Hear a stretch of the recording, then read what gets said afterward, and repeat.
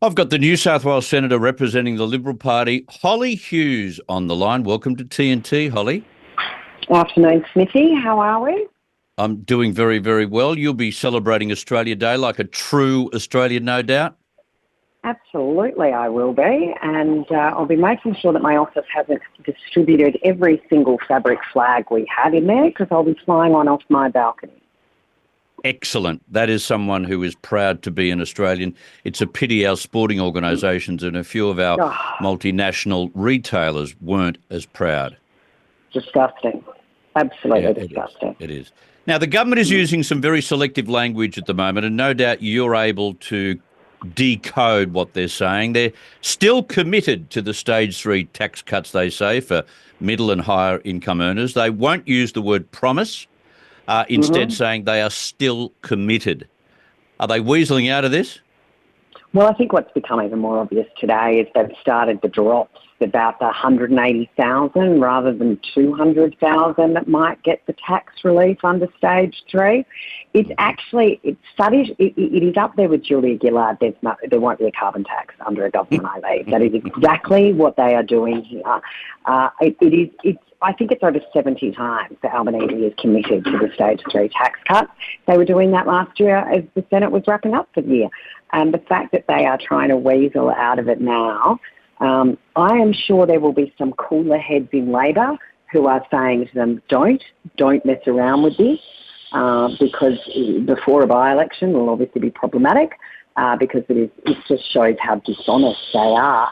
Yeah, But, yeah. Australians with bracket creep are now paying more tax than they were, at any stage in the last 10 years. But if you have a look at what 180,000 a year salary buys now, what the purchasing power is now, from 2018, it is equivalent to a salary of $256,000. So you almost have to have increased your salary since 2018 by $60,000 to have the same purchasing power as you did back then, which very few people have done. And so therefore, this is fundamentally a tax hike on an awful lot of Australians. And I mean, we look at them, all these workers, the stevedores, the DP that's shutting down the docks over here at the moment. Most of those people are on over $180,000, $200,000 a year. They'll all be paying more tax because of this government. Mm. And this is why they cannot back away from all of that. This is related in a way. A new survey has found that a third of Australians are facing mortgage stress. Now, if you look it up, there are only 37% of Australians with mortgages. That doesn't say much for the so-called lucky country, does it? No, well, I tell you, I could start to feel it. I don't know about you, but my mortgage has gone up 50% in repayments, since these hikes have started to occur. There'd be very few people with a mortgage who aren't looking at it going, oh my God, where is it all going to end and where does it come from? If you're an average family of 4 in this country, since this government came to power, since Albanese has been in, you need to find an extra $25,000 a year to pay the average size mortgage. Now, if you're a fireman and a teacher or a nurse and a policeman, then, where do you find that extra money?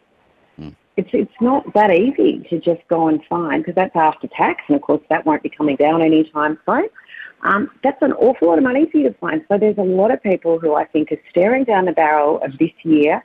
More and more families are choosing to send their kids to private schools, not necessarily the top tier ones, but, independent Catholic schools, independent schools. They're looking at school fees. They're looking at the back to school costs. They're looking at their mortgages. They're looking at the cost of groceries. I just mentioned the action on the wars. That's going to put the price of everything up if it can't get into the country and it can't get out of the country. A strike on the docks means the economy suffers and we all pay more. And so this is very, very real cost of living pressures for a lot of families. And, I can tell you, Chris, I understand how they feel. Yeah, they don't, and they have to make major change to their lives, whether that is ditch the house entirely and go back to renting, or change their suburb or live elsewhere, something that's very inconvenient, something that's harsher than what they're used to. But this is the reality, and this is what's happening.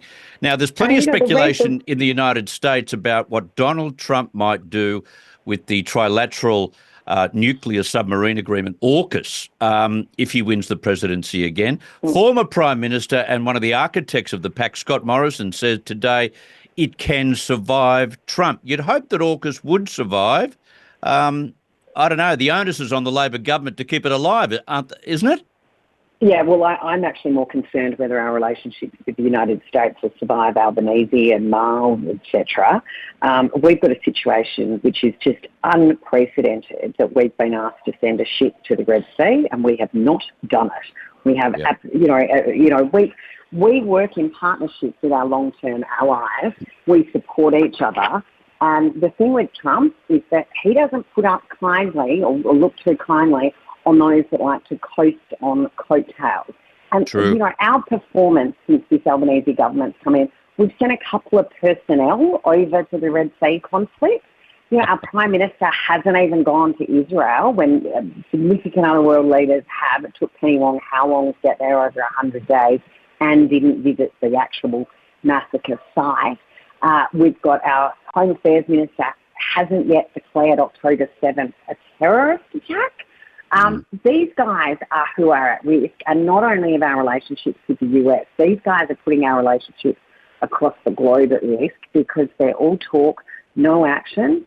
We're supposed to be getting nuclear submarines as part of the AUKUS agreement, yet we've got Bowen out there absolutely petrified and stirring up around nuclear capabilities, but that nuclear capability is something we're going to have to service nuclear submarines. So I'm more concerned about this Albanese government than I am about Trump.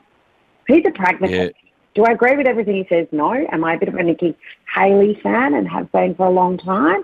But, Trump is ultimately a pragmatist and will do what's right for America. And, up until now, that has been in lockstep with us. Yeah, it's one thing to turn up in Washington and, give a good hug to the president of the day. It's another thing to put actions on the table and say, we're with you all the way. Because if you are not with America all the way and you're in strife, who is going to stand in for America and save your backside? Well, absolutely. And, I don't even know if Biden and his mental acuity and where he's going, whether he knows that Albanese even been there or not. You wouldn't know whether he remembers that he saw Albanese. But I'll tell you who will remember is the chiefs of the Defence Force, whether we were there standing beside them or whether we weren't. And I can tell you at the moment, we are not. It's true. One quick one. Now, who are these Liberal Party people, Hollie, who are calling for an Indigenous Governor-General? Are they trying to find a role for Jacinta Nampijinpa Price? Is it about placating the voice advocates? What is this about? And who's pushing it? Well, I think it's certainly coming from those that were big supporters of the Liberals for Yes campaign. That was a winner, wasn't it, Chris? That went very well. How ridiculous. Once again, we make decisions based on colour. That's called racism. Yeah, absolutely it is. And in any other way, it would be considered, racism, and it's appalling. This is the representative of the king, the person who's, representing our country to the Commonwealth. And to appoint someone based on their colour is frightening, but some of the names in the mix, I wouldn't appoint them to the local school board, let alone as the Governor-General. And I think it's important, and this could be just me as a monarchist, that someone who's appointed should be a monarchist.